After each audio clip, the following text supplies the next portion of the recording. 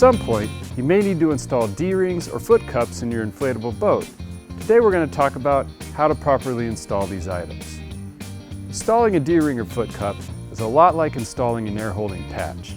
However, they typically require more holding power as they tend to receive heavier loads. When using any glues or solvents, be sure to wear protective equipment such as gloves and a respirator and work in a well-ventilated area. First, mark the position of the patch. You can use a wet erase marker to do this. If you're installing a D-ring to the side tubes, we suggest leaving the boat inflated throughout the process. If you're installing foot cups, you'll need to deflate the floor before starting the process. Next, lightly sand the marked area with 180 grit sandpaper.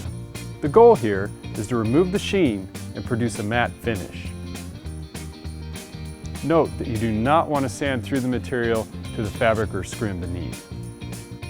Typically, you don't need to sand the D-ring or foot cup patches, as they usually come pre-sanded from the factory. Now, clean the surface of the boat and the patch using toluene for Hypalon and MEK for PVC or urethane fabrics. Acetone can also be used as an alternative. However, if at all possible, you'll want to use toluene for Hypalon and MEK for PVC or urethane, as these will provide for the strongest bond. Now, pour some glue into a mixing cup. For Hypalon boats, use Clifton Hypalon adhesive. For PVC or urethane, use Clifton's urethane adhesive. Just as with the solvents, these are the highest quality glues intended for each fabric and will thus provide the strongest bond. If you're gluing Hypalon, it's important to mix Clifton's Hypalon accelerator in with the glue, as it will increase the strength of the bond and speed up the glue's curing time. If you're gluing PVC or urethane, this step isn't necessary. However, adding Clifton's Hypalon accelerator to the glue will make the patch more heat and chemical resistant. If you think your boat could be subjected to temperatures above 140 degrees Fahrenheit, we strongly suggest adding accelerator to the glue. For Hypalon, paint 3 coats of glue to both the boat and the patch, waiting 10 to 30 minutes between each coat.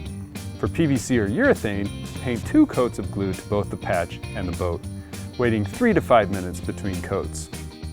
Note, you'll want to wait until the glue is just past tacky before applying the patch. To check the glue's tackiness, you can use the knuckle test. Press your knuckle into the glue. If the glue is ready, your knuckle should stick, but come away clean without leaving a dent in the glue. If the glue is dried past tacky, you can reactivate it by wiping a rag soaked with toluene or MEK over the glue.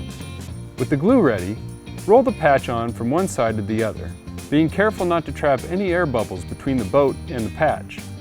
At this point, you'll want to be extra careful to orient the patch properly before laying it down. If the patch is oriented incorrectly, you can quickly use toluene or MEK on a brush to reactivate the glue and peel the patch up. However, you'll want to avoid this if at all possible. Once the patch is down, thoroughly roll out every millimeter in at least 4 directions using a pro roller or roller rasp. This step is very important as it meshes the glue together and helps remove any incidental air bubbles.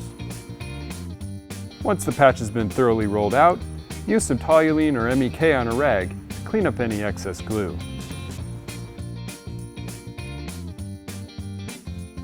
Let the patch sit for at least 24 hours before applying any force. If you have any further questions, feel free to give us a call or consult our online resources at nrsweb.com.